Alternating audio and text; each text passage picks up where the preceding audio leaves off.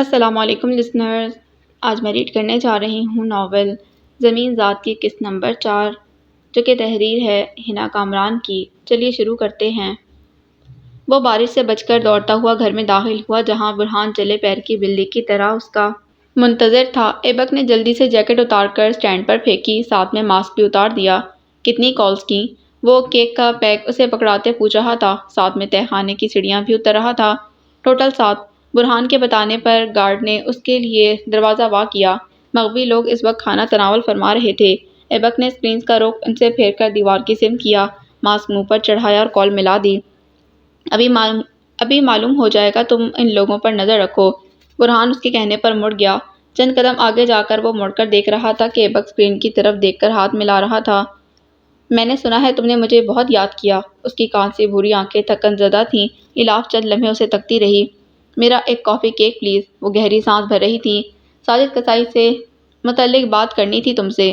اس تک کیسے پہنچے یہ سوال نہیں کروں گی، اسے کیوں مارا یہ ضرور پوچھوں گی۔ بس؟ حیرت بھری آواز۔ یہی پوچھنے کے لیے اتنی کالز کی اور مجھے دیکھو خوش فہمیوں کے سمندر میں ڈوب رہا تھا۔ تمہیں اور میری یاد ستا جائے ناممکن۔ ہاں نہیں، مجھے بارش نہیں پسند۔ میں نے جو پوچھا ہے اس کا جواب دو، تم نے اسے کیوں مارا؟ ایبک قدرے آگے آیا، اپنی کانسی آنکھوں کو سکیڑ کر بولا۔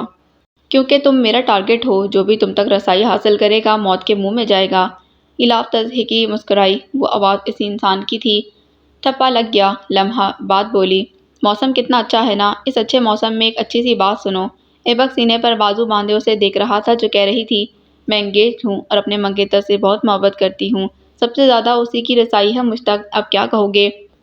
چند ساتیں، چند تڑپتی بلکتی ساتیں، چند روتی کرلاتی ساتیں دونوں کے درمیان سے چیخ چنگھاڑ کر گزری تھی، مگر اس کی چیخ و پکار نے جس کی سماعت خون آلودہ کی وہ ایبک سلطان کی تھی۔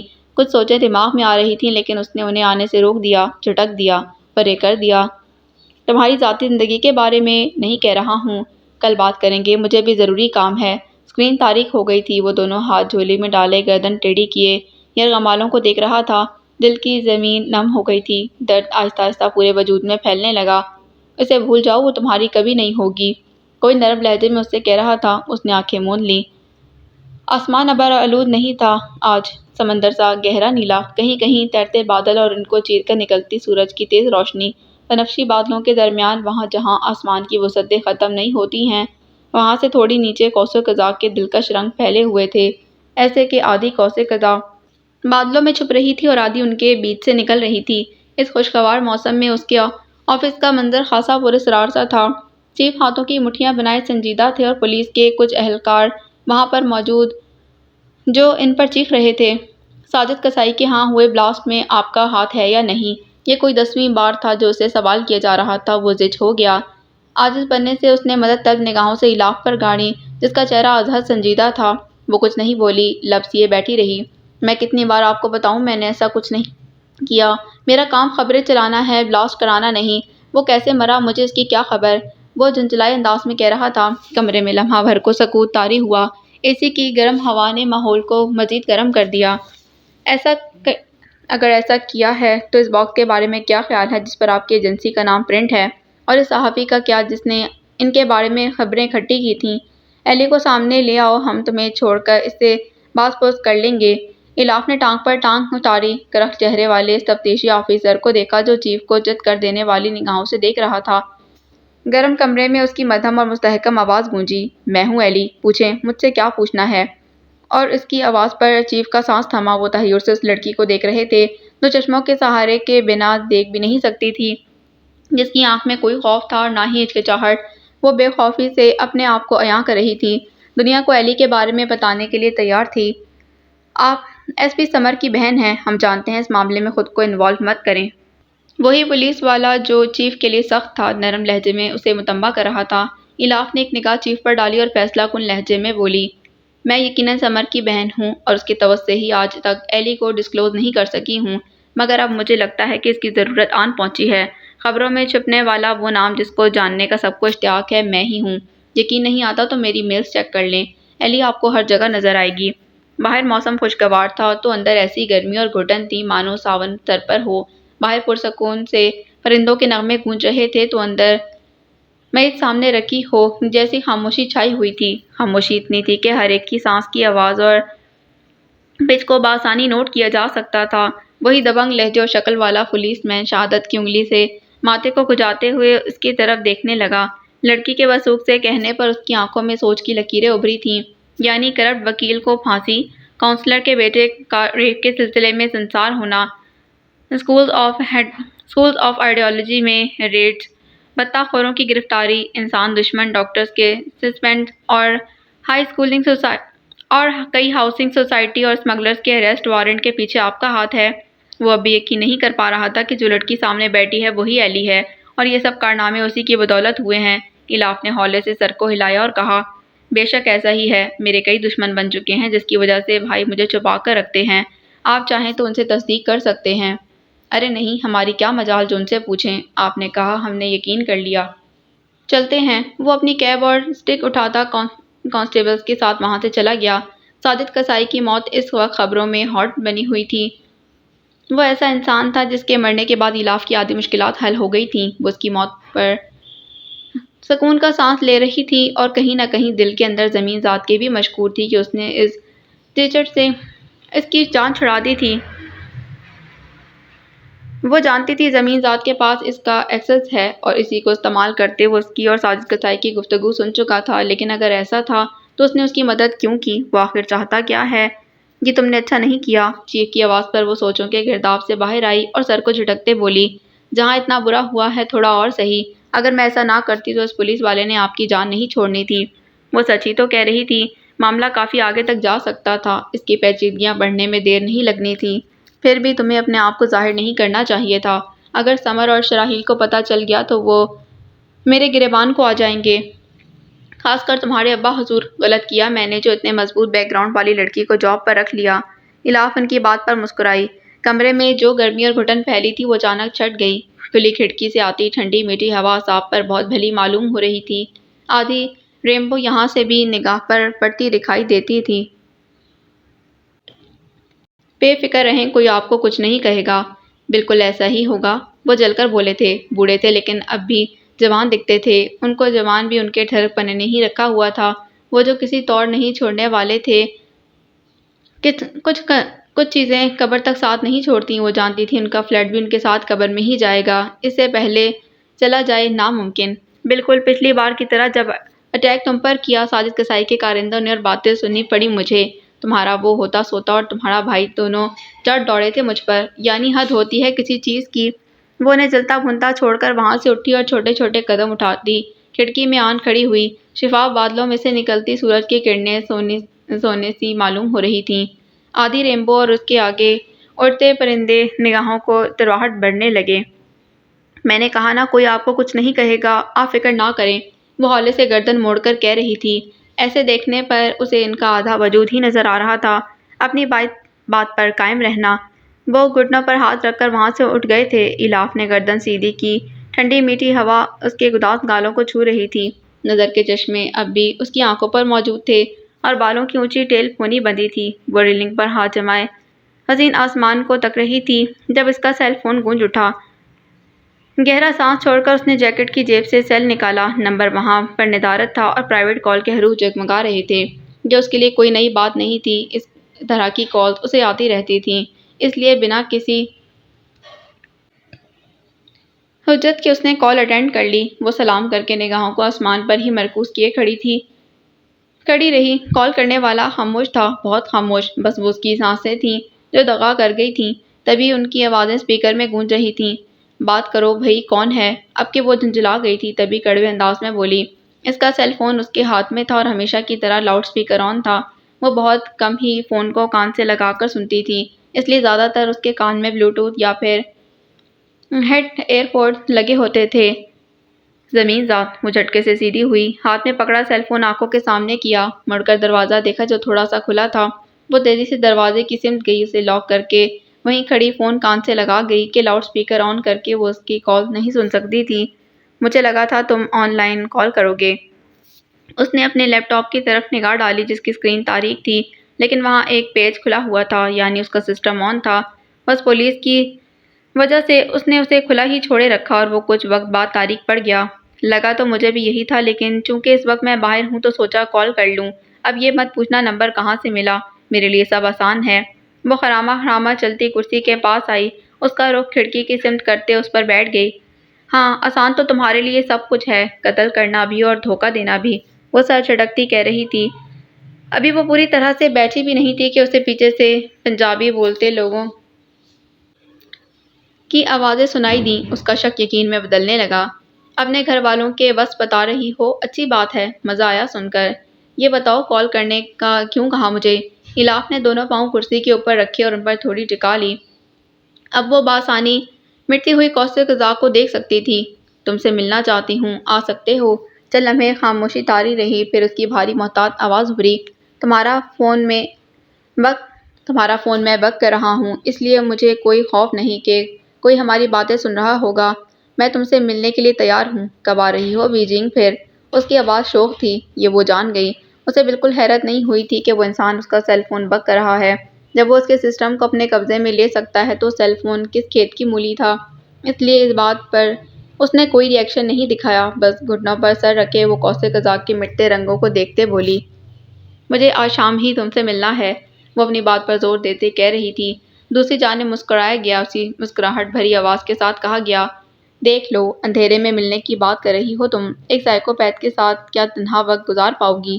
تمہارے بھیا جی کو برا نہ لگ جائے۔ وہ ہنس رہا تھا، اس کا مذاق بنا رہا تھا۔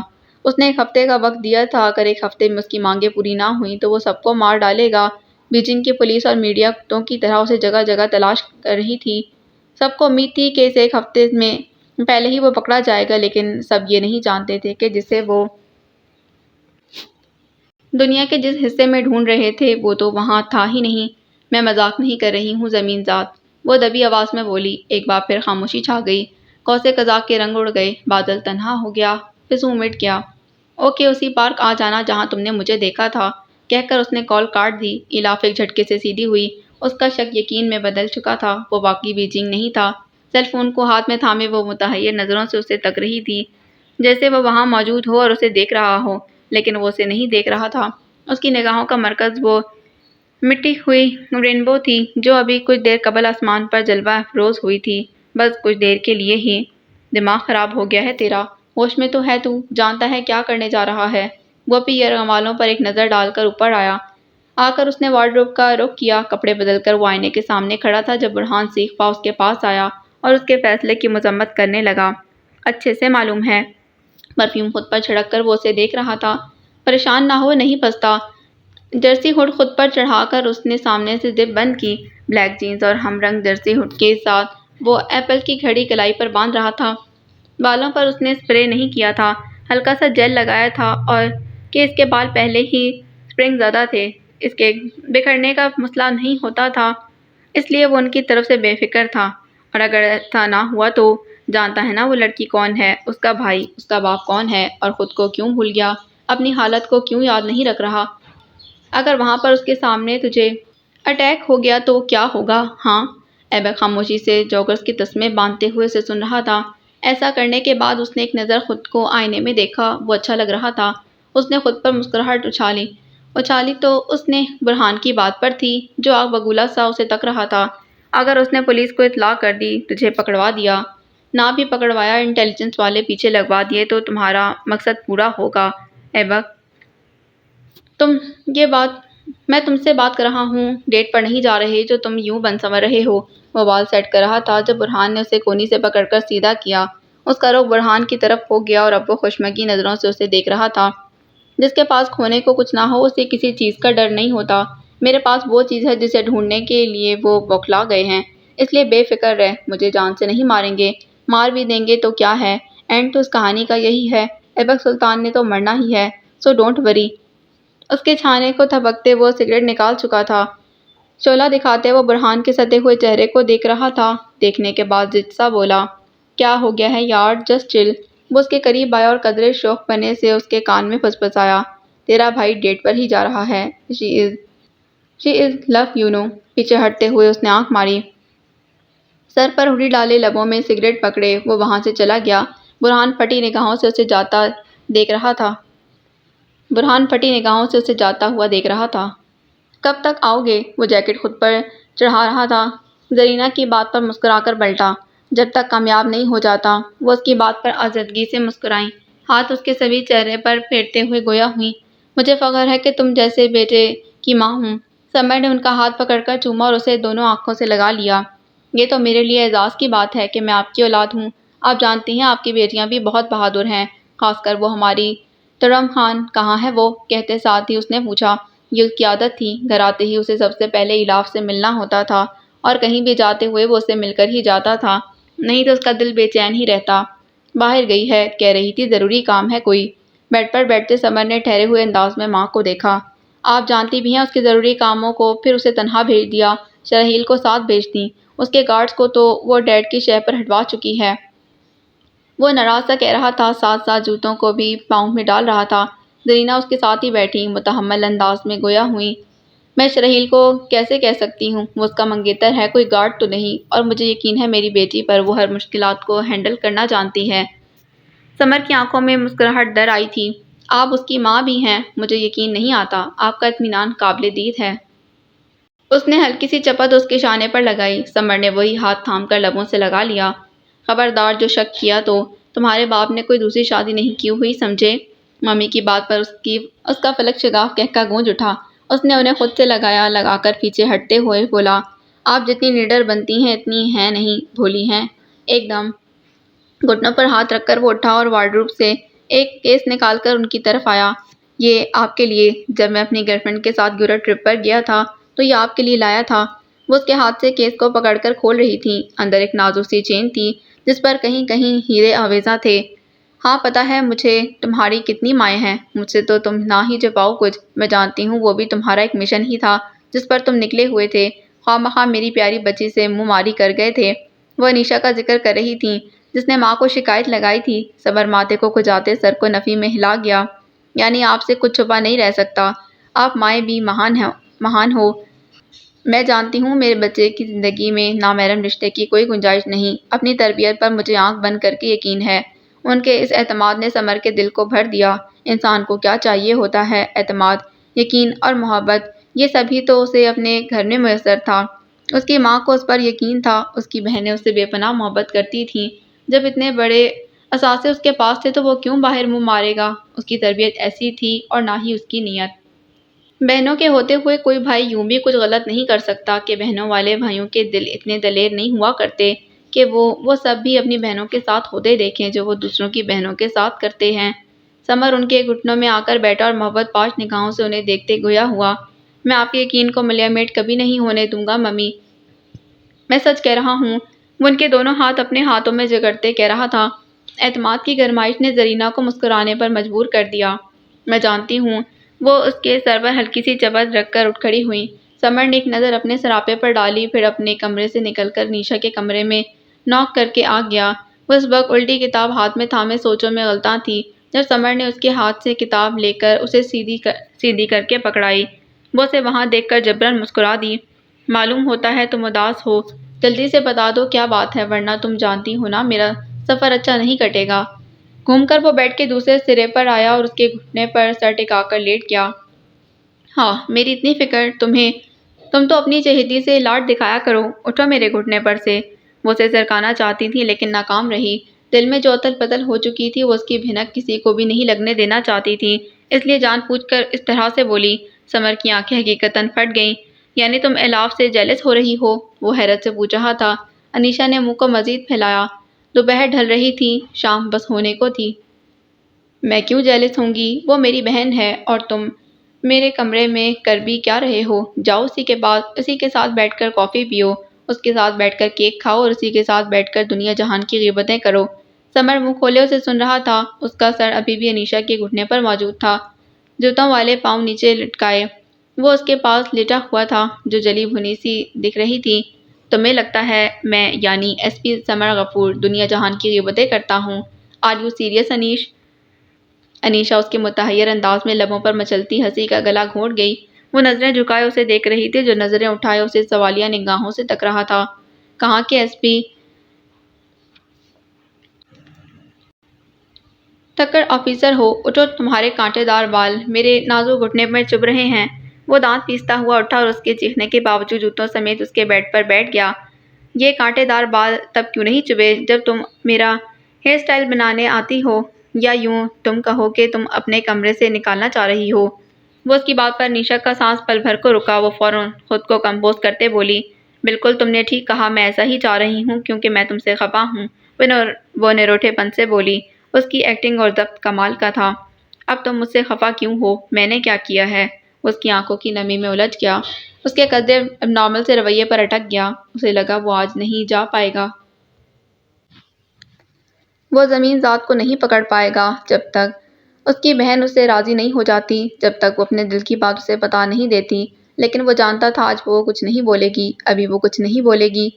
تم نے مجھے بتایا کیوں نہیں کہ وہ لڑکی تمہاری گرل فرینڈ نہیں تھی بلکہ تمہاری ٹیم کا حصہ تھی؟ یہ بتاؤ اصل بات کیا ہے؟ تم مجھ سے اس چیز کے لیے خفا نہیں ہو؟ وہ اس کا ہاتھ تھام گیا تھا، اس کا ہاتھ دباتے اعتماد دلا رہا تھا کہ اس کے ساتھ اس کا بھائی ہے، وہ تنہا نہیں ہے۔ یہی چیز تھی، یہی بات تھی جس کی بدولت جذباتی، کمزور، چھوٹے دل کی انیشا دھڑ دھڑ آنسو بہاتے ہوئے اس کے سینے سے جا لگی۔ وہ اپنے دونوں ہاتھ اس کے گرد باندھ کر رو رہی تھی۔ اس کے آنسو سمر کی سفید شرٹ میں جذب ہو رہے تھے۔ وہ اس کی شرٹ کو سختی سے پکڑے روئے چلی جا رہی تھی۔ سمر ایک لمحہ کو اس غیر متوقع رد عمل پر سٹپٹا گیا۔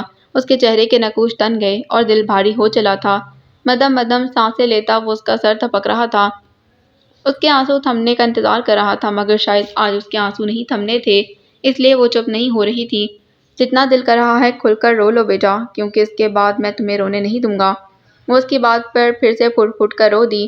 طرح طرح کے وسوسے تھے جو اس کے دل میں اٹھان بھر رہے تھے، مگر وہ اپنے دل کو تسلی دے رہا تھا، کہہ رہا تھا سب ٹھیک ہے۔ اگر سب ٹھیک نہ ہوا تو وہ نہیں جانتا کہ کیا کرے گا۔ اس وقت وہ برداشت کی انتہا پر تھا۔ میں نے یہ الفاظ ادا کر کے پل بھر کو اس کا رکنا سمر کی جان نکالنے کے لیے کافی تھا۔ میں نے گاڑی کے نیچے آوارہ کتے کو کچل دیا، میں نے قتل کر دیا ہے بھائی۔ قتل؟ سمر کے دل میں ٹیس سی اٹھی۔ یہ لفظ ہمیشہ اس کے لیے تکلیف کا باعث بنتا تھا، ہمیشہ۔ وہ اعتراف کر کے ایک بار پھر سے رو دی۔ اس کے اعتراف نے، اس کے کھلے لفظوں نے، سچائی میں ڈوبے لہجے نے سمر کا اٹکا ہوا سانس بحال کیا۔ اس کی آنکھیں بند کر کے ہونٹوں کو تر کیا، دونوں ہاتھ کی پشت پر باندھ کر اسے خود میں مضبوطی سے سمو دیا۔ اس نے دونوں ہاتھوں کی مٹھیاں بنائی تھیں جو آپس میں بے بس تھیں۔ وہ کلائیوں کے ذریعے اسے خود سے لگاتے چند سانسیں گزارنے کے بعد بولا، تم پاگل ہو انیشا، بہت بڑی پاگل۔ موت کے منہ سے واپس آیا ہوں میں، تختہ داد پر چڑھا دیا تھا تم نے مجھے۔ خود سے جدا کرتے ہوئے اسے کہہ رہا تھا۔ ہتھیلیوں کو اوپر اٹھا کر وہ اس کے آنسو رگڑ رہا تھا۔ حزن سے سرخ پڑتے گال اور ناک پر نگاہ ڈالے وہ اس کی لٹوں کو کان کے پیچھے ڈسنے لگا۔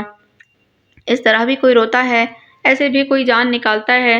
صحیح کہتی ہے الاف، تم ایک نمبر کی بے وقوف ہو۔ وہ بولنے کے لیے لب کھول رہی تھی جب سمر نے انگلی اٹھا کر اسے چپ کروا دیا۔ سائڈ ٹیبل پر رکھے جگ میں سے اس کے لیے پانی نکال کر وہ گلاس اس کی طرف بڑھا رہا تھا جس کی ہچکی بن چکی تھی۔ پر بھائی، وہ میری وجہ سے مرا ہے، اس نے متورم آنکھیں اٹھا کر اسے دیکھتے کہا۔ پانی مشکل سے اس کے حلق سے نیچے اتر رہا تھا۔ یہ پانی پینے کے دوران آتی آوازیں اسے بتا گئی تھیں۔ سمر کو بے ساختہ اپنی بہن پر پیار آیا، بہت زیادہ پیار۔ وہ ایکسیڈنٹ تھا اسٹوپڈ، اس کی موت لکھی تھی۔ تمہاری کار سے نہ مرتا، کسی اور کی کار سے مر جاتا سمبل۔ وہ اس کے سر پر پیار بھری چپت رکھتے کہہ رہا تھا، خود کو تسلی دے رہا تھا، ہمیشہ کی طرح۔ قتل ٹیس ایک بار پھر سے اٹھی تھی۔ انیشا کی اگلی بات نے اس کو لاجواب کر دیا۔ کیا موت اتنی سمپل ہوتی ہے؟ اگر اس کی جگہ انسان ہوتا تب بھی آپ یہی کہتے؟ اس کی بات پر وہ اس کے ہاتھوں کی طرف دیکھنے لگا جن میں قید گلاس کانپ رہا تھا۔ اس نے واپس نگاہ انیشا کی طرف ڈالی اور ہلکے پھلکے انداز میں بولا، جو چیز ہوئی نہیں ہے اسے فرض کیوں کریں؟ کم آن، اب مسکرا بھی دو۔ جانتی ہو تم دونوں میں سے کوئی ایک بھی پریشان ہو تو میں کام ڈھنگ سے نہیں کر پاتا۔ اس کی بات پر وہ آنسو رگڑتے ہوئے ہولے سے مسکرا دی۔ سمر کا دل کچھ ہلکا ہوا۔ That's like my good girl, وہ اس کے بال بکھیرتا کہہ رہا تھا۔ انیشا کا دل ایک بار پھر سے بڑھنے لگا، مگر اس نے خود کو کنٹرول کر لیا کہ وہ بھی نہیں چاہتی تھی سمر اس کی وجہ سے پریشان ہو، حالانکہ وہ پریشان ہو چکا تھا، بہت بہت زیادہ پریشان۔ کھولو ہمیں، کھولو تم۔ برہان لیپ ٹاپ پر ایک کمپنی کے ساتھ ڈیل فائنل کر رہا تھا۔ حال ہی میں اس کے بنائے گئے پلازا کی دھوم پورے روما میں مچ چکی تھی۔ وہ ایک اچھا آرکیٹیکچر تھا، لیکن اس پلازا نے اسے ایک مشہور آرکیٹیکچر بنا دیا تھا۔ یہ پلازا برہان نے ایبک کی ڈائری میں سے دیکھ کر بنایا تھا۔ ایبک کی ڈائری ایسے کئی پلازوں کے ڈیزائن سے بھری ہوئی تھی جو کہ اب تک مارز وجود میں نہ آئے تھے۔ پلازے، گھر، پارکس اور اسکول، ایک پورا جہان تھا جو اس کی ڈائری میں قید تھا۔ جو کسی کی خواہش تھا اور اس کسی نے اپنی خواہش کو ایبک کی ڈائری میں قید کر دیا تھا۔ وہ خواب جو کبھی ایبک پورے نہیں کر سکا، برہان کر رہا تھا، اس کی اجازت سے کر رہا تھا۔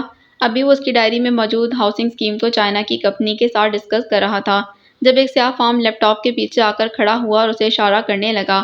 اس نے ایک نگاہ سیاہ فارم پر ڈالی اور پھر مسکرا کر کانفرنس کو دیکھنے لگا۔ مسٹر یانگ، میں آپ کے ساتھ یہ ڈیل فائنل کرتا ہوں۔ انشاءاللہ اگلے ہفتے میں آپ سے ملوں گا۔ امید کرتا ہوں یہ پروجیکٹ کامیاب ہوگا۔ برہان کا تعلق کینیڈا کے شہر ٹورنٹو سے تھا۔ وہ وہیں پلا بڑا تھا اور وہیں سے اس نے اپنی اعلیٰ تعلیم حاصل کی تھی۔ اس کا باپ ایک مشہور سیاح تھا جس کو دنیا دیکھنے اور اسے ایکسپلور کرنے کا ازحد شوق تھا۔ وہ سال میں کم و بیش 2-3 بار ہی اپنے باپ سے ملا کرتا۔ اس کی موم بھی اس کے ڈیڈ کے ساتھ ہی دنیا کو کھوجنے میں لگی رہتی تھی۔ ایک بہن تھی جو بچپن میں ہی تھیلیسیمیا کے سبب زندگی کھو گئی تھی۔ وہ خود بورڈنگ میں پڑھا تھا۔ بچپن سے لے کر بڑے ہونے تک اس نے اپنی زندگی تنہا پرندے کی طرح ہی گزاری تھی۔ اپنے باپ کی نصیحت کے باوجود وہ ان کے نقشے قدم پر نہیں چل سکا۔ ہاں، سال میں ایک بار ونٹر ویکیشنز پر وہ کبھی نیو یارک تو کبھی مانچسٹر دوستوں کے ساتھ نکل جاتا۔ یہ بھی سردیوں کے اوائل دن تھے جب وہ نیاگرا فال کے سامنے کھڑا ہاٹ کافی سے لطف اندوز ہو رہا تھا۔ پاس میں ہی کچھ لڑکے کھڑے گٹاروں کی تاروں کو چھو رہے تھے۔ تیز گرتے جھرنے کی آواز میں گٹار کی آواز کھو سی گئی تھی۔ وہ سر پر وول کیپ چڑھائے کافی کے گھونٹ حلق میں انڈیل رہا تھا جب اس کی منگیتر اسے کھوجتے وہاں آئی اور اس کی کونی تھام کر بہت لگاوٹ کے ساتھ بولی، ہنی، ہم لوگوں نے اس بار پاکستان جانے کا فیصلہ کیا ہے۔ وہاں کے پہاڑ بہت حسین ہیں۔ تم چلو گے نا ہمارے ساتھ؟ وہ ایک روسی لڑکی تھی۔ بڑی بڑی آنکھیں، دراز قد، سفید رنگت اور پتلے ہونٹ۔ تمہیں پتہ ہے مجھے دنیا کو ایکسپلور کرنے کا کوئی شوق نہیں ہے۔ میں شاید روما جاؤں گا۔ اس کے لگاوٹ سے کہنے پر وہ ملائمت سے انکار کر گیا۔ لڑکی کا منہ بنا۔ کونی پر سے ہاتھ ہٹا کر وہ اس سے تھوڑی دور ہوئی۔ برہان نے ڈسپوزیبل کپ کو وہاں چنی گئی چھوٹی سی دیوار پر رکھا اور اس کے سوجے منہ کو دیکھنے لگا۔ کم آن ڈینا، مجھے نہیں پسند پہاڑوں پر چڑھنا، سمندروں پر تیرنا یا پھر سڑکوں کو چھاننا۔ مجھے بارز پسند ہیں، پب جانا اچھا لگتا ہے، خاص کر مجھے گیم کھیلنا اور اسکیچز بنانا بہت پسند ہے۔ تم یہ بات جانتی ہو، 2 سال ہو گئے ہیں ہمیں ساتھ رہتے ہوئے، وہ جھنجھلا کر اس سے کہہ رہا تھا۔ ڈینا نے تیز ہوا کے سبب سرکتی اپنی چیک دار گول کیپ کو درست کیا اور مدھم آواز میں بولی، تمہیں میں نے کہا تھا برہان، اگر میرے ساتھ تعلق رکھنا ہے تو تمہیں وہ سب کرنا پڑے گا جو میں پسند کرتی ہوں۔ مجھے نہیں پسند ڈسکو لائٹس، گیمز کا شور اور… وہ ایک لمحے کے لیے چپ ہوئی۔ برہان اس کی آنکھوں میں دیکھ رہا تھا، اس کی آنکھوں میں جن میں نیاگرا فال گرتا نظر آ رہا تھا۔ ڈینا نے جھرنے پر سے نظر ہٹا کر گہرا سانس بھرا، پھر حتمی انداز میں اس کی جانب دیکھا۔ توقف کے بعد بولی، اور تمہاری دقیانوسی سوچیں، تم جانتے ہو مجھے قدرت اٹریکٹ کرتی ہے۔ اس انگوٹھی کو جب تم میری انگلی میں پہنا رہے تھے تب بھی میں نے یہی بات کہی تھی نا؟ وہ اس سے باز پرس کر رہی تھی۔ برہان نے ناک کے ذریعے سانس خارج کیا۔ ڈھیر سارا دھواں اس کی ناک سے نکلا۔ یعنی تم چاہ رہی ہو میں یہ انگوٹھی تمہاری انگلی سے نکال دوں؟ تو ٹھیک ہے، میں ایسا ہی کروں گا، کیونکہ مجھے لگنے لگا ہے ہم دونوں متضاد شخصیت کے مالک ہیں، ہم دونوں کی آپس میں نہیں بن سکتی۔ آئی ایم سوری کہ میں نے تمہارے 2 سال ضائع کیے۔ وہ اس کے ہاتھ سے انگوٹھی نکال کر مڑ گیا۔ اس شام اس نے ڈینا کے ہاتھ سے انگوٹھی نہیں نکالی بلکہ اپنا دل نکال دیا تھا۔ وہ روما چلا گیا۔ چھٹیاں ختم ہونے کے بعد جب وہ واپس آیا تو دل دہلانے والی خبر اس کی منتظر تھی۔ ڈینا جن پہاڑوں کو سر کرنے گئی تھی وہاں اس کے موم ڈیڈ بھی تھے۔ لینڈ سلائیڈنگ کی وجہ سے ڈینا کے ساتھ اس کے دوست بھی جاں بحق ہو گئے تھے اور اس کے موم ڈیڈ بھی نہ رہے۔ اس کی موم کے علاوہ کسی کی لاش نہ ملی تھی۔ وہ اپنی موم کی لاش لینے ہی پاکستان گیا تھا۔ لاش کی حالت ایسی نہیں تھی کہ مزید چند گھنٹے اسے رکھا جاتا، اس لیے کینیڈین حکومت اور برہان کی رضامندی سے اس کی ماں کو وہیں دفنا دیا گیا۔ اس کی ماں کی موت کے 1 ہفتے بعد جب وہ ان کی قبر سے ہونے کے واپس ہوٹل کے لیے نکل رہا تھا، اچانک اس کی کار کا ٹائر پنکچر ہو گیا۔ وہ پاکستان کی سڑکوں کو نہیں جانتا تھا، اس لیے گورنمنٹ نے اسے ڈرائیور مہیا کر دیا تھا۔ اس ڈرائیور کی ڈیوٹی تھی بس آج تک کی ہی تھی کیونکہ کل اسے واپس کینیڈا کے لیے نکل جانا تھا۔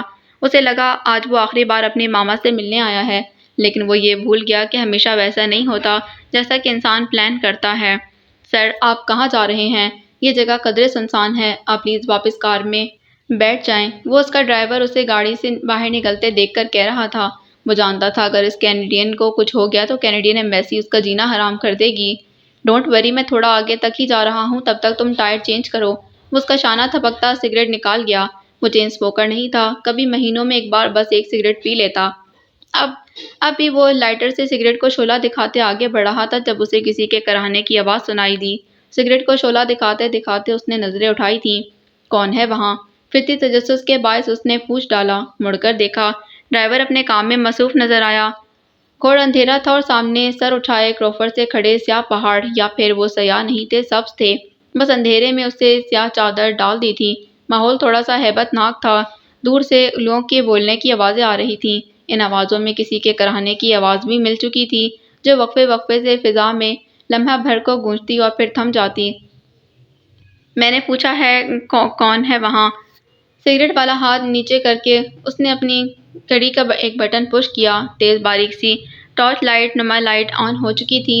وہ کلائی کو سامنے کرتے ہوئے آگے بڑھ رہا تھا، پکی سڑک سے تھوڑے سے نشیب میں، وہاں جہاں ایک پہاڑ کا دامن تھا اور لائن میں ڈھیر سارے پیلے رنگ کے یوزمی لٹک رہے تھے۔ وہاں سے آواز اب مسلسل آنے لگی تھی، کراہنے کی آواز، درد سے چور کراہتی جیسے کسی کو مار کر وہاں ڈالا گیا ہو۔ برہان کا ایک لمحے کو پاؤں سرکا تھا، لیکن اس نے خود پر قابو پا لیا۔ سڑک چھوڑ کر وہ چکنی مٹی سے بنی ڈھلوان پر پاؤں رکھ رہا تھا جب اس کا پاؤں سرک گیا۔ لائٹ کو سامنے رکھتے ہوئے وہ سنبھل کر نیچے اتر آیا۔ زخمی سانسوں کی آوازیں اب نزدیک سے آنے لگی تھیں، لیکن وہاں زمین پر کوئی نہیں تھا۔ اس نے آس پاس نگاہ دوڑائی، کہیں بھی کوئی نہیں تھا۔ وہ محتاط سا یوزمی کے چینوں کی طرف بڑھا، ایک میں جھانکا، وہاں کچھ نہ تھا، پھر دوسرے میں، پھر تیسرے میں، چوتھے کے قریب آ کر اس نے قدم روک دیے تھے۔ آواز وہیں سے آ رہی تھی۔ اس نے ہاتھ اوپر کیا، کلائی میں بندھی گھڑی کی لائٹ اس کوڑے دان کے اندر ڈالی، پھر احتیاط سے گردن جھکا کر اس میں جھانکا تو دھک سے رہ گیا۔ وہاں ایک بہت بڑے سیاہ پلاسٹک کے شاپر میں کسی کی درد بھری آوازیں گونج رہی تھیں۔ وہ جلدی سے اوپر کی طرف بھاگا اور ڈرائیور کو اپنے ساتھ لے آیا۔ اس میں کوئی ہے، میری مدد کرو اسے باہر نکلوانے میں، وہ عجلت میں کہہ رہا تھا، جبکہ ڈرائیور اس بات سے اور خوفزدہ ہو گیا۔ پہلے ہی برہان اسے کھینچ کر نیچے لایا تھا، پھر اس پراسرار جگہ پر بڑے سارے سیاہ شاپر میں بندھی چیز کو دیکھ کر وہ مزید خوف میں مبتلا ہو گیا۔ سر، ہمیں اس پر زیادہ توجہ نہیں دینی چاہیے۔ یہ پہاڑ کا دامن ہے، طرح طرح کے درختوں سے گھرا ہے، یہ جگہ آسیب زدہ ہو سکتی ہے، ہمیں یہاں سے فوراً چلے جانا چاہیے۔ ہاں، یہی بہترین حکمت عملی ہے۔ برہان اس کی بات سن کر اچنبھے میں مبتلا ہوا، فوراً ڈبرتے بولا، مجھے کچھ فضول نہیں سننا، جو کہا ہے وہ کرو۔ وہ مغربی پیداوار تھا، ان چیزوں پر یقین نہیں رکھتا تھا، مگر جو ڈرائیور تھا وہ خالص پاکستانی تھا، جو آنکھ بند کر کے ان سب پر یقین رکھتا تھا۔ اس نے سر اٹھائے خوفناک پہاڑ کو دیکھا اور اس سے لٹکتے درخت کو، جس کی ٹہنیاں بازوؤں کی طرح یوزمی سے کافی اوپر جھول رہی تھیں۔ ڈرائیور کو پکا یقین تھا کہ سیاہ شاپر میں جو بھی ہے وہ اس درخت سے گرا ہے، مگر اس سوچ کو اس نے لفظوں میں نہیں ڈھالا تھا۔ مرنا تھا کیا؟ وہ دونوں اسے نکال کر سڑک پر لائے، خون ان کے ہاتھوں پر لگ چکا تھا، بدبو کے بھبوکے ایسے تھے کہ سانس لینا محال ہو گیا۔ برہان نے ڈرائیور کی مدد سے شاپر کا منہ کھولا، تیز بدبو کے نتنوں سے ٹکرائی۔ وہ ناک بند کر کے ہاتھ جلا کر اس انسان کو دیکھ رہے تھے، جسے دیکھ کر انہیں متلی ہونے لگی۔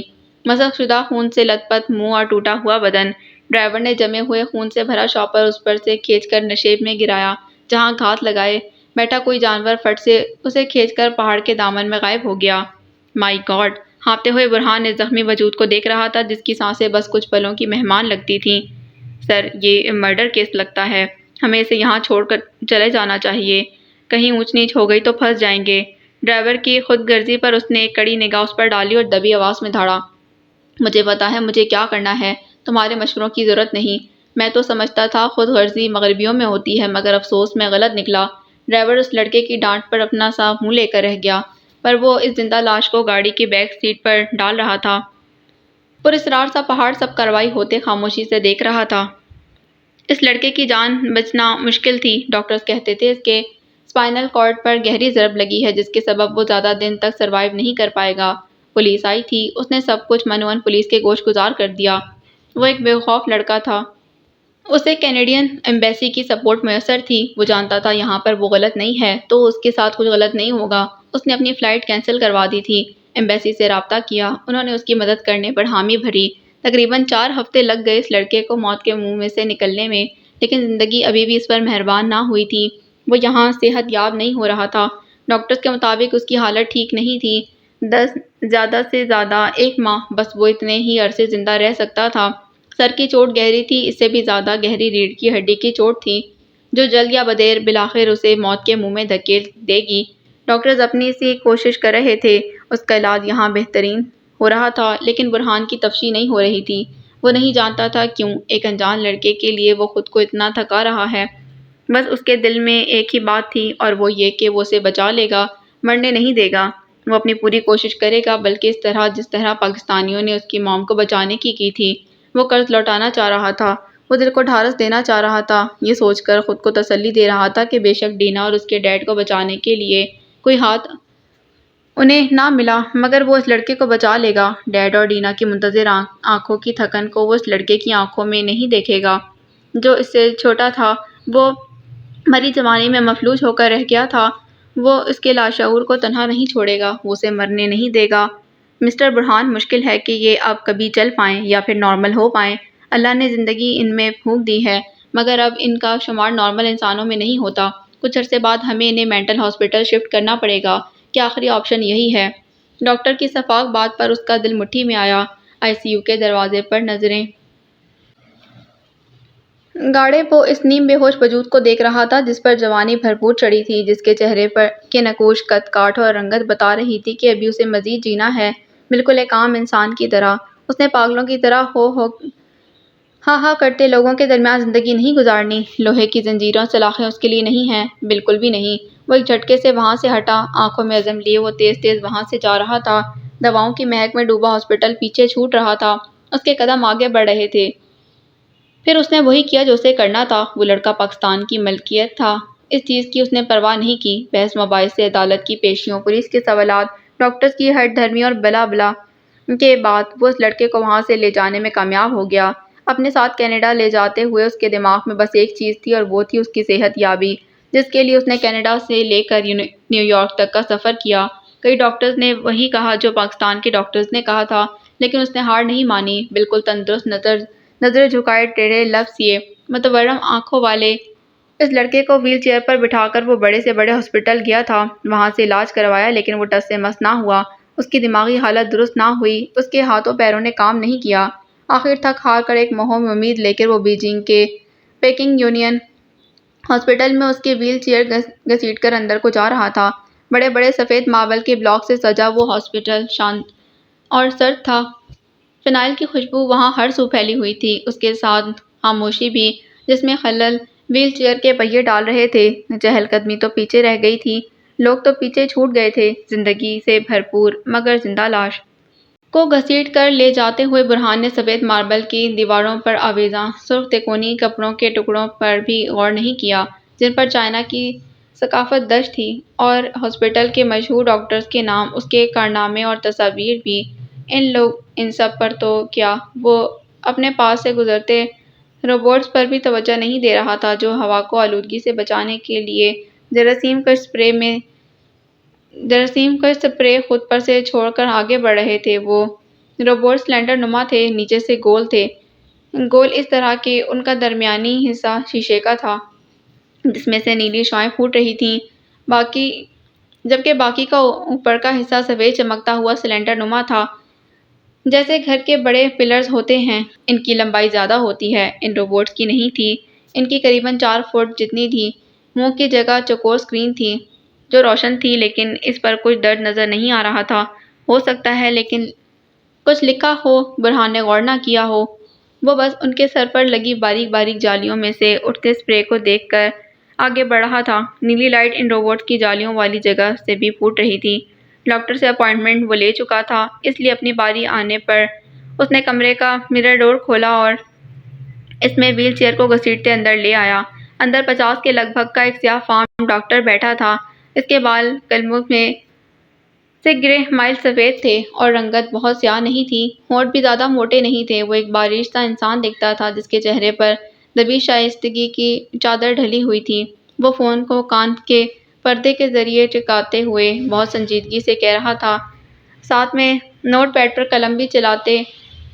جب اس نے دروازہ کھلنے پر نگاہ اٹھا کر دیکھا تو چونک گیا، چونکہ وہ برہان کو دیکھ کر نہیں تھا بلکہ وہیل چیئر پر بیٹھے لڑکے نے اس کی توجہ فل ٹائم اپنی جانیں مبذول کروا لی تھی، جس کا سر آنکھیں پتھر کی طرح ایک ہی سمت میں مرکوز تھیں اور نیم باں ہونٹوں سے رال نکل کر اس کے دائیں شانے پر گر رہی تھی۔ انہوں نے فون بند کیا اور اس زندہ لاش کو تکنے لگے جو زندہ تو تھا پر زندہ نہیں تھا۔ اس کی بھیجی گئی رپورٹس اور تصاویر سے اندازہ لگا سکتا تھا کہ ان کی کنڈیشن کا دیکھ کر یقین ہو گیا کہ تصاویر واقعی جھوٹ بولتی ہیں، کیونکہ ان میں یہ اتنے پیچیدہ نہیں لگ رہے تھے جتنا یہاں لگ رہے ہیں۔ کہنے کے دوران انہوں نے بیل بجائی۔ چوکور لکڑی کے چھوٹے تختے پر 4 کرسٹل کے بٹن پیوست تھے، جن میں سے ایک کو انہوں نے دبا دیا۔ ہر بٹن کی الگ بیل تھی، ہر بیل کا الگ مطلب تھا۔ اب جو بیل بجائی گئی وہ کہہ رہی تھی 2 گھنٹے تک اندر کوئی نہیں آئے گا، جسے زیادہ جلدی ہے وہ بخوشی جا سکتا ہے۔ ڈاکٹر صاحب 2 گھنٹے تک بزی رہیں گے، آپ لوگ چاہیں تو جا سکتے ہیں۔ ریسیپشنسٹ کی آواز ویل سنتے ہی گونجی تھی۔ انتظار کرنے والے بیٹھے رہے، عزت پسند چلے گئے۔ کیا آپ اسے ٹھیک کر سکتے ہیں؟ دنیا کا کوئی کونا نہیں جہاں میں اسے لے کر نہ گیا ہوں۔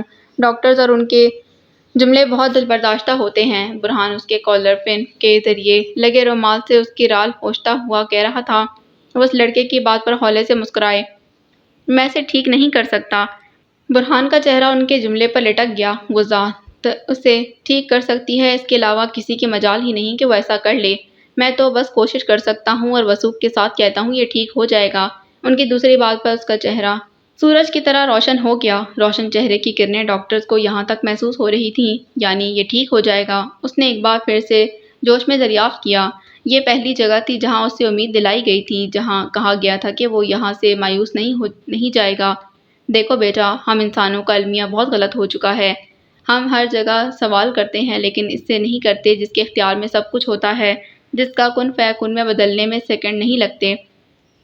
تمہاری میل بتا رہی تھی کہ تم اس لڑکے پر کتنا سرمایہ خرچ کر چکے ہو، لیکن ایک بات تو بتاؤ کہ تم نے اس کے لیے دعا کی تھی، اللہ سے کہا تھا کہ یہ ٹھیک ہو جائے۔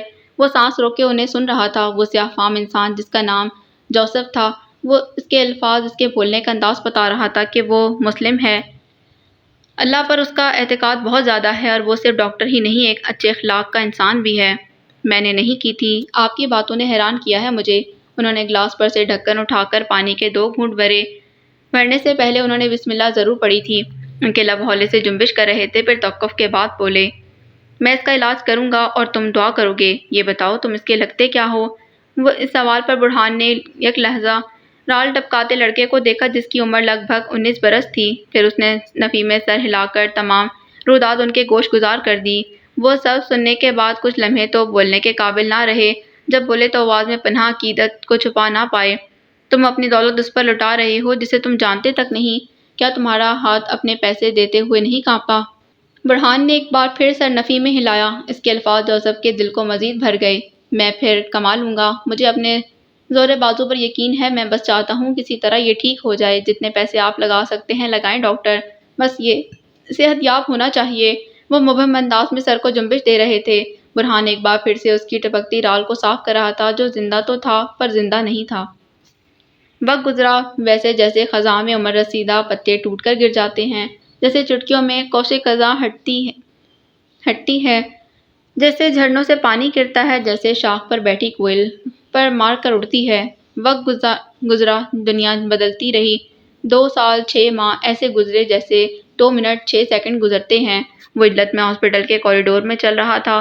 اس کے بوٹوں کی دھمک میں جوش بھی تھا اور اشتعال بھی، خوشی بھی تھی اور ناراضی بھی۔ وہ تقریباً دوڑتا ڈاکٹر کے کمرے کے پاس آ کر رکا اور بنا دستک دیے دروازہ کھول کر اندر آ گیا۔ آپ کو پتہ ہے اس نے آج پلکیں جھپکائیں۔ اس نے مجھے دیکھا، چھت کو دیکھا، پھر چاروں جانب دیکھ کر لب ہلا رہا تھا۔ اس کے حلق سے آواز نکل رہی تھی۔ وہ پانی کا طلبگار تھا۔ جوزف نے نم آنکھوں والے لڑکے کے جوش پر مسکراہٹ اچھالی اور پھر کاغذ پر قلم گھسیٹتے پیشنٹ کی جانب بڑھائی، جو پہلے سے ہی ڈاکٹر کی گئی ہدایت کو ازبر کر رہا تھا۔ وہ ان کے ہاتھ سے نسخہ پکڑتے وہاں سے جا رہا تھا۔ اس نے کہا اسے پانی چاہیے، پھر وہ رونے لگا۔ جانتے ہیں اس کی چیخیں میرے پورے گھر میں گونج رہی تھیں، لیکن میں خوش تھا، بہت زیادہ خوش۔ وہ رو رہا تھا اور میں ہنس رہا تھا۔ جانتے ہیں اس کی آواز بہت دلکش ہے اور بہت بھاری بھی۔ جوانی اس پر بھرپور چڑھی ہے نا؟ جوزف نے اسے بیٹھنے کا اشارہ کیا تھا، لیکن وہ یوں ہی کھڑا رہا۔ اپنے احساسات بیان کرنے کے بعد اسے جیسے کچھ یاد آیا۔ خوشی سے کانپتے ہاتھوں کو میز کی سطح پر رکھتے وہ ان کی آنکھوں میں دیکھ کر برہمی سے بولا، آپ نے پچھلے 2 سال 6 ماہ سے فیس نہیں لی ہے۔ ہر بار کہتے ہیں اگلی بار دینا۔ ابھی بھی اکاؤنٹ نے مجھ سے پیسے لینے سے انکار کر دیا ہے۔ ایسا کیوں؟ جوزف نے گہرا سانس بھرا۔ کمرے کے پردے گرے ہوئے تھے اور باہر زور و شور سے سنو فال ہو رہی تھی، جس کی آواز صرف باہر تک ہی محدود تھی۔ اندر کھڑکیوں اور دبیز پردوں نے آنے سے روک دیا تھا۔ شاید تم بھول گئے ہو، میں نے کہا تھا جب تک ایبک اچھے سے ٹھیک نہیں ہو جاتا میں پیسے نہیں لوں گا۔ مجھے خوشی ہوئی سن کر کہ اس کے حواس کام کرنے لگ گئے ہیں۔ وہ وقت دور نہیں برہان جب یہ اپنے پاؤں پر کھڑا ہوگا۔ برہان نے زیر لب انشاءاللہ کہا تھا۔ کسی حادثے یا اس کے دماغ پر لگی چوٹوں کے ذریعے سے CSF کا اخراج ہو گیا ہے، جس کی وجہ سے وہ چلنے پھرنے اور ری ایکٹ کرنے سے قاصر تھا۔ اب اس کے دماغ نے سیرم کو بنانا پھر سے شروع کر دیا ہے۔ یقین کرو اب وہ بہت جلد ٹھیک ہو جائے گا۔ اس کی ریڑھ کی ہڈی کی حالت 90% ٹھیک ہو چکی ہے۔ CSF ایک شفاف سیال ہوتا ہے جو حرام مغز یا دماغ کے اندر موجود ہوتا ہے۔ اس سیرم کا خاص مقصد دماغ اور حرام مغز کو ہر طرح کی چوٹ سے محفوظ رکھنا ہوتا ہے۔ یہ دماغ کے اندر تیرتا ہے۔ اگر کبھی یہ مائع کسی وجہ سے خارج ہو جائے یا پھر بننا بند ہو جائے تو دماغ اور حرام مغز ہڈی سے ٹکرا کر زخمی ہو جاتے ہیں۔ ان کے زخمی ہونے کی وجہ سے بہت سی مہلک بیماریاں جنم لیتی ہیں۔ یوں تو یہ ہر قسم کے جراثیم سے پاک ہوتا ہے، لیکن اگر دماغ پر چوٹ لگ جائے تو مختلف جراثیم اپنی جگہ بنا کر مختلف بیماریاں پیدا کر دیتے ہیں۔ حساس حصہ ہے، خطرناک بیماریوں کو جلد پک کرتا ہے۔ میں بہت پر امید ہوں ڈاکٹر، وہ جذبات سے کہہ رہا تھا۔ ڈاکٹر جوزف اسے دیکھ کر مسکرائے۔ ان سے بات کر کے وہ واپس اپارٹمنٹ لوٹا۔ اندر قدم رکھتے اس کی سماعتوں سے ایبک کے دھاڑنے کی آوازیں ٹکرائی تھیں۔ وہ جلدی سے دروازہ بند کر کے اس کے کمرے میں گیا جہاں میل نرس پریشان سا اسے سنبھالنے کی صحیح میں تھا۔ کیا ہوا ہے؟ وہ عجلت میں آگے بڑھا۔ جلد بازی میں وہ کوٹ اتارنا بھی بھول گیا جس پر روئی کے گالوں جیسی برف جا بجا بکھری تھی۔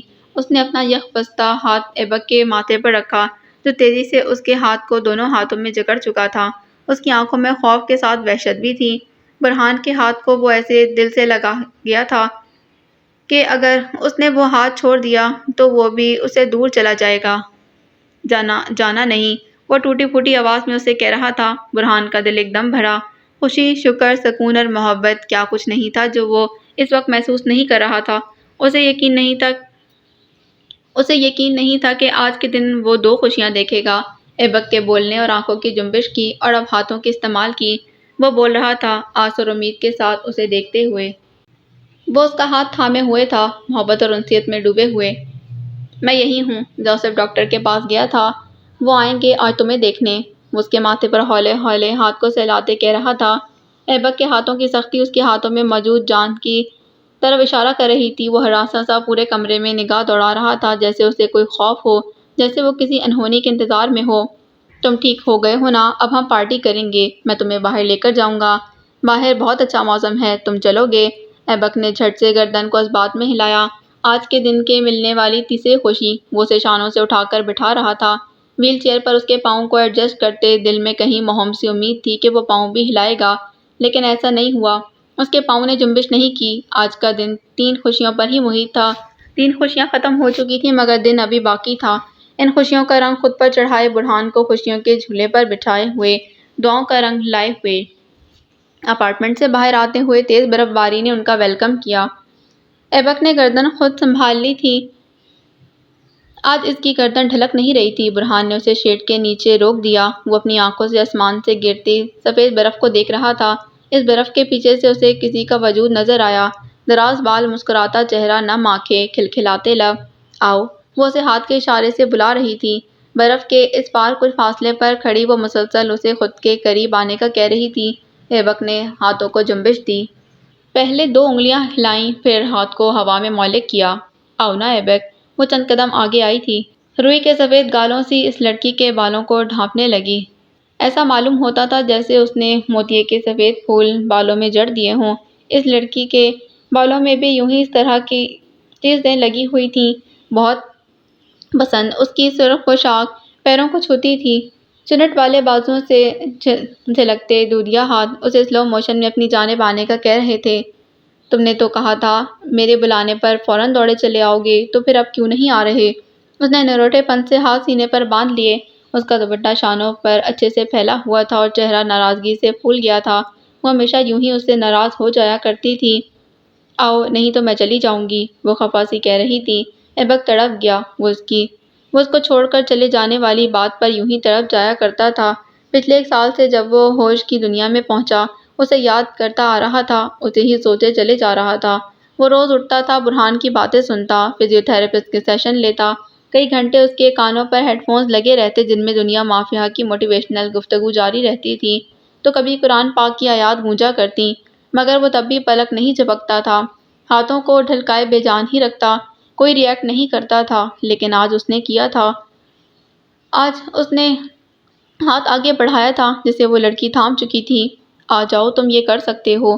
وہ اپنے پاؤں کو ہلا رہا تھا۔ اس نے محتاط انداز میں وہیل چیئر سے پاؤں کو زمین پر رکھا، ایسے جیسے اس کا تھراپسٹ رکھا کرتا تھا۔ اس کے بوٹ 4 انچ برف میں دھنستے چلے گئے۔ اٹھو نا، وہ سیدھے پاؤں پر زور دیتا کھڑا ہوا۔ برہان جو آنے والی کال سننے کے لیے تھوڑی دیر اندر کی طرف گیا تھا، وہیل چیئر کے پہیوں کی آواز سے پلٹا جو ایبک کے اٹھنے کی وجہ سے ہل گئے تھے۔ اگلے ہی پل اس کے ہاتھ سے فون چھوٹ گیا۔ You can do it. وہ اس کا دوسرا ہاتھ بھی تھام رہی تھی۔ ایبک نے ایک قدم اٹھایا، پھر دوسرا، پھر تیسرا۔ کس نے کہا تھا خوشیوں کی لمٹ ہوتی ہے؟ یہ تو لمٹ لیس ہوتی ہیں۔ اللہ چاہے تو دن میں 1000 خوشیاں دکھا دے، اور وہ دکھاتا بھی ہے۔ کبھی ماں کے مسکرانے کی صورت میں، کبھی باپ کی دعا کی صورت میں، کبھی بہن بھائیوں کے چڑخانے کی صورت میں، تو کبھی ادائیگی نماز کی صورت میں۔ یہ خوشیاں ہی تو ہوتی ہیں جو ہمیں ہر پل ہر منٹ ملتی رہتی ہیں، بس ان کے محسوس کرنے کی ضرورت ہوتی ہے۔ جو محسوس کرتے ہیں وہ آسودہ اور مطمئن رہتے ہیں، اور جو نہیں کرتے ان کے لبوں سے گلہ کبھی نہیں ختم ہوتا۔ برہان کا دن بھی 3 خوشیوں پر محیط نہیں تھا۔ وہ ساری محنت جو وہ 2.5 سالوں سے اس پر کرتا آ رہا تھا، آج وصول ہوئی تھی۔ آج اسے لگا وہ کامیاب ہوا ہے۔ اس کی آنکھوں سے آنسو گرنے لگے۔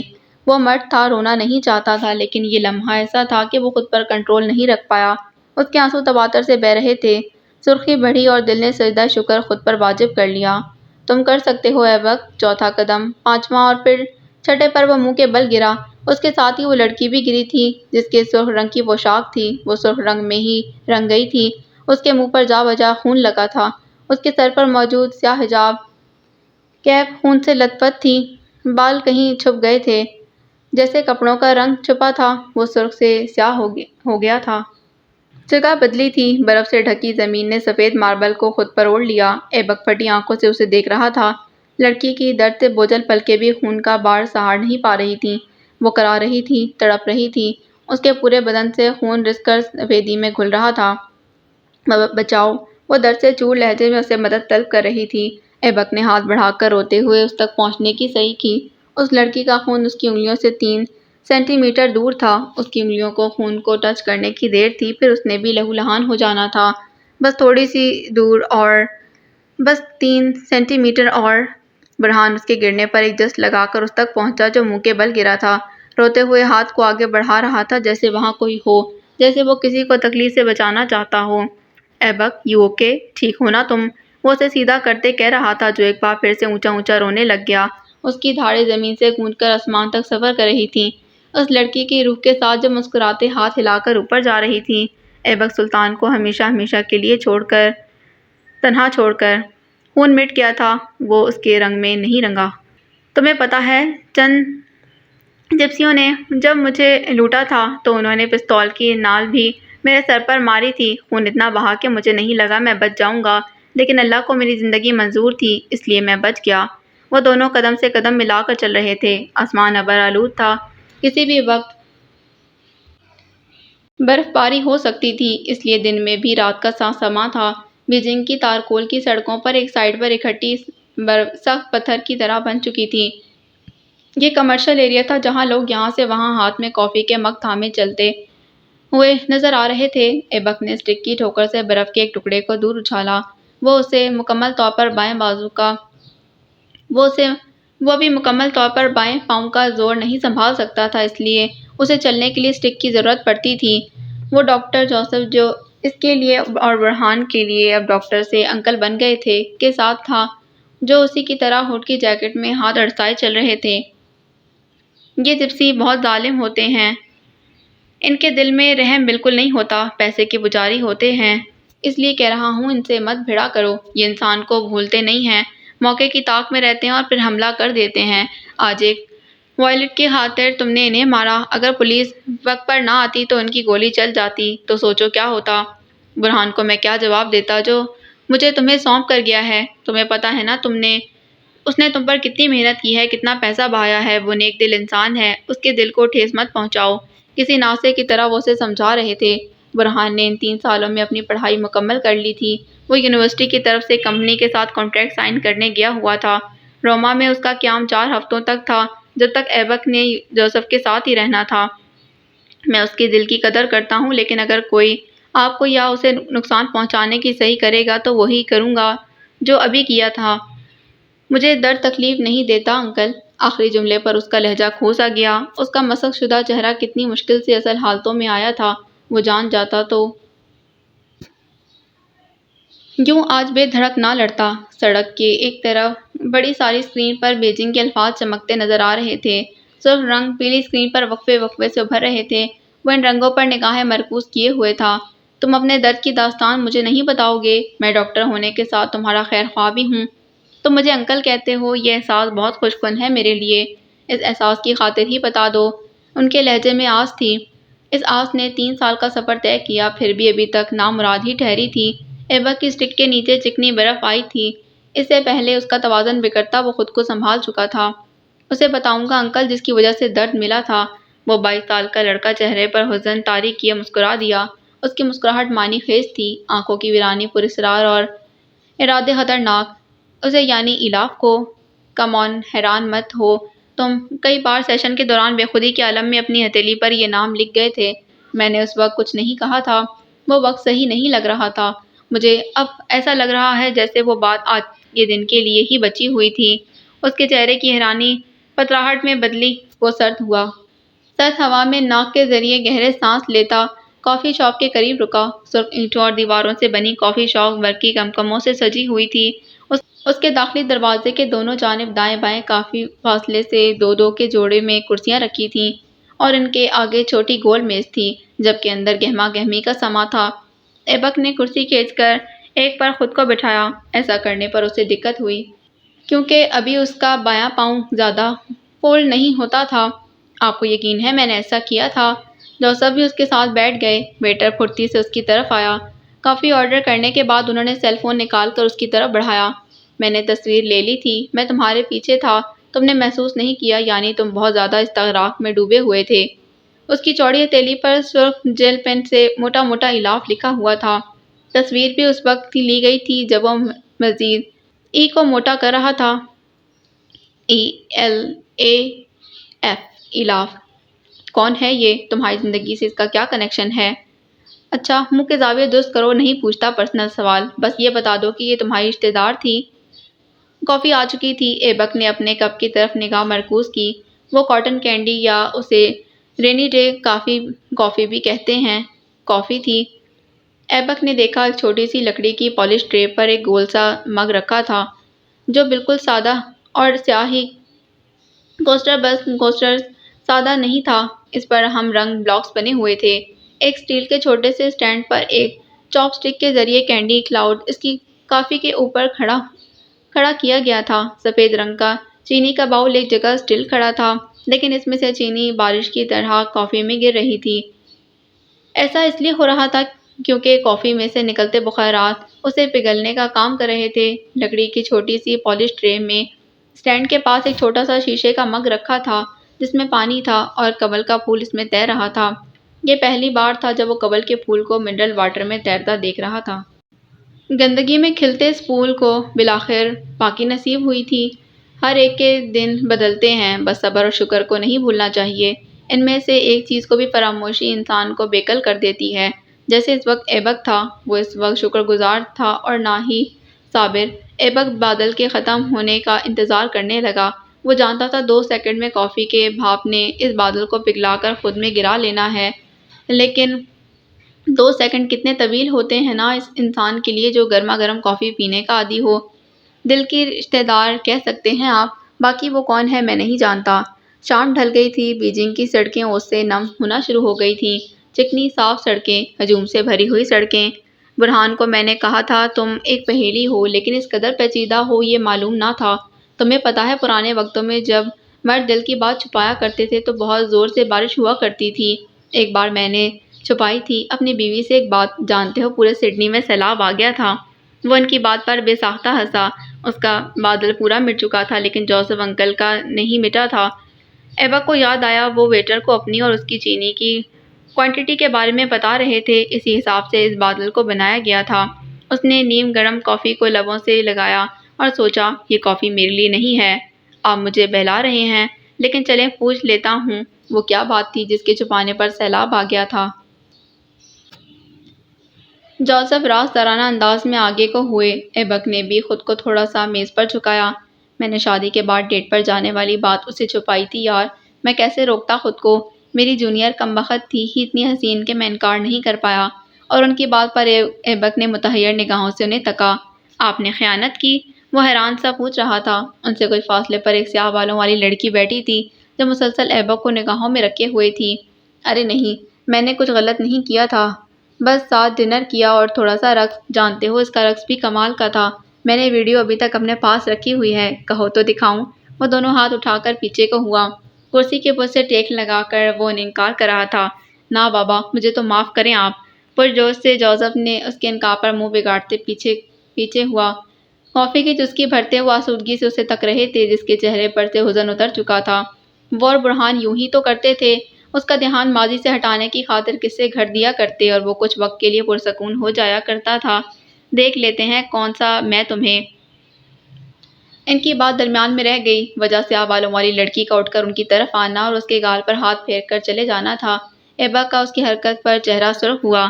وہ مڑ کر اسے برے الفاظ میں پکارتا مگر اس کی تربیت نے اسے ایسا کرنے سے روک دیا تھا۔ خوشمکی انداز میں وہ ٹیبل سے ٹشو اٹھا کر گال رگڑ رہا تھا، اس کے لمس کو صاف کر رہا تھا۔ اب آپ کو کیا ہوا ہے؟ ہنسی کیوں آ رہی ہے آپ کو؟ اس نے خفا سے انداز میں ان سے دریافت کیا جن کا چہرہ کہکا روکنے کی وجہ سے مضحکہ خیز لگ رہا تھا۔ ایبک کی بات نے انہیں تھپکی دی اور وہ سر اونچا کر کے ہنس دیے۔ اس نے اس کے مسلسل ہنسنے پر والیٹ سے پیسے نکال کر میز پر پڑھے اسٹک کو سیدھا ہی کیا جب انہوں نے اسے اور سر تاپا جلا دیا تھا۔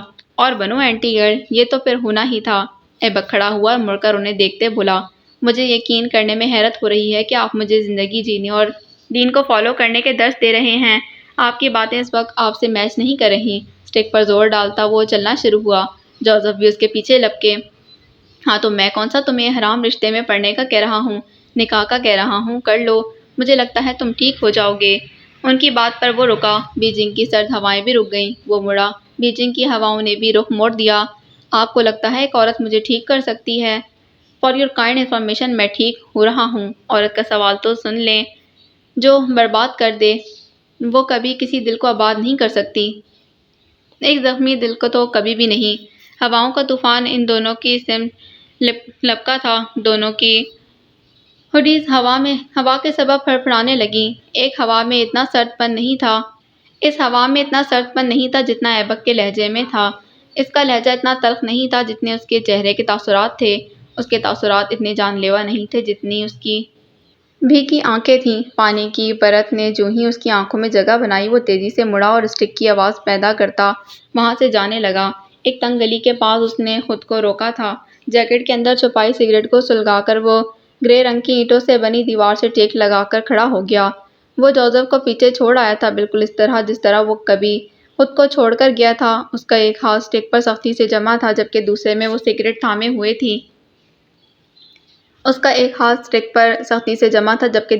سگریٹ تھامے ہوئے تھی۔ گھٹن بھرا دھواں ہر طرف پھیل رہا تھا۔ اس کے اندر باہر جیسے آگ لگ گئی تھی۔ تم حسین ہو۔ ویسے تو لڑکوں کے لیے ہینڈسم لفظ استعمال ہوتا ہے لیکن ابھی یہی لفظ تمہارے لیے اچھا لگ رہا ہے۔ وہی سیاہ بالوں والی لڑکی جانے کہاں سے نمودار ہو کر اس کے سامنے آ گئی تھی۔ انتہائی سرد رات میں بھی اس کا لباس قدِ برہنہ تھا، وہ بھی سیاہ رنگ سے رنگے ناخنوں والے، ہاتھوں میں سگریٹ تھامے کھڑی تھی۔ ایبک نے ایک ناگوار نگاہ اس پر ڈالی اور ویسے ہی کھڑا رہا جیسے وہ پہلے کھڑا تھا، لاتعلق اور کٹا کٹا سا۔ حسین کے ساتھ روڈ بھی ہو، جانتے ہو ابھی پب کے آنر کی ڈیٹ کو لات مار کر آئی ہوں، کوئی عام شے نہیں ہوں میں، ہر کسی پر فریفتہ نہیں ہوتی۔ وہ اس کے نزدیک آ گئی تھی۔ اس کا چست لباس جو فقط پنڈلیوں تک تھا چمچماتا ہوا سا تھا، سلیو لیس تھا لیکن ان بازوؤں پر اس نے سیاہ فر والا کوٹ ڈالا ہوا تھا۔ ایبک نے ایک کے بعد دوسری نظر اس پر نہیں ڈالی تھی۔ ضرورت ہی نہیں تھی تو وہ دیکھتا بھی کیوں؟ مگر تم میں اٹریکشن ہے جو کسی کو بھی۔ اس نے جھٹ لڑکی کی بات درمیان میں کاٹی۔ میں فکسڈ ہوں۔ نہ بھی ہوتا تو تمہاری فضول گوئی مجھ پر اثر نہ کرتی۔ بنا دیکھے سپاٹ انداز میں وہ اسے کہہ رہا تھا۔ سرد لہجہ، سرد انداز، سرد موسم، سرد رویہ، سرد دل، سرد تقدیر۔ کیونکہ میں ہوکرز میں دلچسپی نہیں رکھتا۔ ہتک اور توہین سے اس لڑکی کا چہرہ یکلخت سرخ ہوا۔ اس نے دانت پیستے نیچے جھک کر برف اٹھائی اور اس کے سینے پر نشانہ لگا کر غراتے بولی، میں ہوکر نہیں ہوں، یو بلڈی ڈسیبل۔ اس نے اس پر چوٹ کی تھی تو وہ بھی اس کی ٹانگ پر چوٹ کرتی تلملائی ہوئی وہاں سے گئی تھی۔ ایبک کو اس کی بات بری نہیں لگی۔ اس طرح کی باتیں اگر اپنے کریں تو بری لگا کرتی ہیں۔ کوئی انجان کہہ دے تو فرق نہیں پڑتا۔ کیا میں ٹھیک ہوں؟ نہیں، میں ٹھیک نہیں ہوں۔ ایبک کو اس لڑکی کی بات بری نہیں لگی تھی۔ بس وہ لفظوں کو دل پر مار کر چلی گئی تھی۔ دکھتی رگ چھڑ گئی تھی۔ اس نے اسٹک چھوڑ دی اور اسٹک جو اس کا سہارا تھی، جو اس کی تیسری ٹانگ تھی، گیلی زمین پر جا گری تھی۔ You bloody disable. صحیح کہتے ہیں، انسان کو اپنے لفظوں کے چناؤ میں بہت احتیاط برتنی چاہیے۔ سامنے والا چاہے کتنا ہی انچاہا یا انجان ہی کیوں نہ ہو، کبھی بھی اس کی دل آزاری نہیں کرنی چاہیے، کیونکہ دل آزاری کے بدلے دل آزاری ہوا کرتی ہے۔ لفظ پیچھا نہیں چھوڑتے، لہجے تعاقب میں رہتے ہیں اور درد موقع دیکھتا ہے کہ کب وار ہوا اور دل کو پھاڑ دے۔ ایبک سلطان ڈسیبل نہیں ہے، اس نے خود سے کہا تھا۔ نظریں تاہنوز اسٹک پر جمی ہوئی تھیں۔ اس نے دیوار سے ٹیک لگاتے اپنے پاؤں کی انگلیوں کو ہلایا۔ ایبک سلطان کبھی بھی ڈسیبل نہیں تھا۔ اس نے پشت چھوڑی۔ جلتی ہوئی سگریٹ اس کی انگلیوں کو چھونے لگی، لیکن اسے پرواہ نہیں تھی۔ اس وقت اس کے دماغ پر غبار طاری تھا، غم کا غبار۔ یہ غبار جب طاری ہوتا ہے تو تمام حسیات اپنے ساتھ لے جاتا ہے۔ کوئی محسوسات باقی نہیں رہتی، سب کچھ بلینک ہو جاتا ہے، بالکل بلینک۔ اور نہ ہی ڈسیبل رہے گا۔ اس نے قدم اٹھایا، تکلیف کی لہر پورے بدن میں اٹھی، لیکن اس نے اگنور کیا۔ توازن بگڑ رہا تھا، لیکن وہ اسے قابو کرنے کی جہد میں تھا۔ انسان کسی کا محتاج نہیں ہوا کرتا سوائے اللہ کے۔ تم اپنے دل سے یہ خوف نکال دو کہ اگر تم اسٹک چھوڑ کر چلو گے تو گر جاؤ گے۔ تم سے بہتر کون جانتا ہے کہ گر کر اٹھنے سے کیسا لطف اور کامیابی ہے؟ تم گر جاؤ گے تو اللہ تمہیں اٹھا لے گا، جیسے اس نے پہلے اٹھایا تھا۔ دل سے خوف نکال دو ایبک، یہ خوف زندگی کو مار دیتا ہے۔ اس نے آنکھیں بند کی اور قدموں کو اٹھنے سے نہیں روکا۔ میں چل سکتا ہوں، میں چلوں گا۔ ایبک سلطان کو کسی سہارے کی ضرورت نہیں، ایبک کو اسٹک کی ضرورت نہیں ہے۔ وہ خود سے کہتا ہوا لڑکھڑاتے قدم اٹھا رہا تھا، گر رہا تھا، گر کر اٹھ رہا تھا، مگر رکا نہیں تھا۔ تنگ اور تاریک گلی کے پاس گیلی سڑک پر اس کی اسٹک بہت پیچھے چھوٹ گئی تھی، بالکل اسی طرح جس طرح کبھی اس نے خود کو پیچھے چھوڑا تھا۔ مجھے پاکستان جانا ہے۔ برہان پلازا کی تعمیر کے بعد کچھ پرسکون سا تھا۔ یہ اس کا اب تک کا چوتھا کانٹریکٹ تھا جو وہ مکمل کر چکا تھا۔ اس کا بینک بیلنس جو ایبک کے علاج میں خالی ہو چکا تھا پھر سے بھرنے لگا۔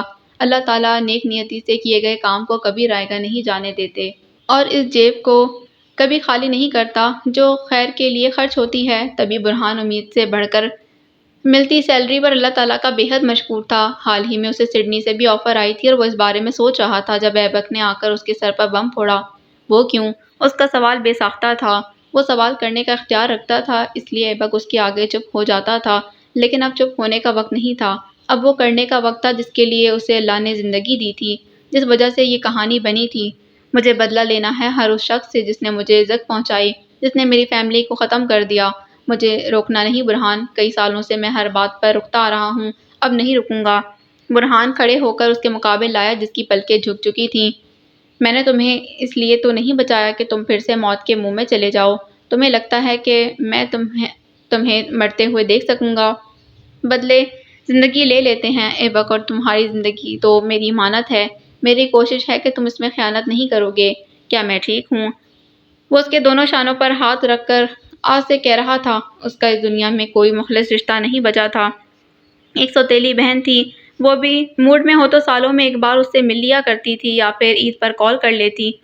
اس کے علاوہ تو وہ پوچھتی بھی نہ تھی کہ اس کا بھائی جی رہا ہے یا نہیں۔ مام ڈیڈ کی ڈیتھ کے بعد برہان باقاعدگی سے اسے کال کرتا تھا، ہر ماہ ملنے بھی جایا کرتا، لیکن اس کی بیزاری، کام، شوہر اور بچوں میں مصروفیت کو دیکھ کر وہ قدم پیچھے کو ہٹا گیا۔ وہ بھی کسی پر بوجھ نہیں بننا چاہتا تھا۔ اب یہ میرے اختیار میں نہیں ہے، مجھے الاف کے پاس جانا، مجھے اسے سب کچھ سچ بتانا ہے۔ دنیا میں واحد برہان تھا جسے اس کے ماضی کا علم تھا۔ وہ اس کا پردہ دار تھا، اس کا ہمراز، لیکن اس کا دشمن نہیں تھا جو موت کے منہ میں جانے کی اجازت دے دیتا۔ اور تمہیں لگتا ہے کہ وہ یقین کر لے گی؟ اس کے سحر سے نکل آؤ ایبک، موو آن کر لو، وہ تمہاری نہیں ہے، تمہاری ہوتی تو کسی اور کے ساتھ منگنی نہ کرتی، تم کیوں خود کو اس کے لیے ضائع کر رہے ہو؟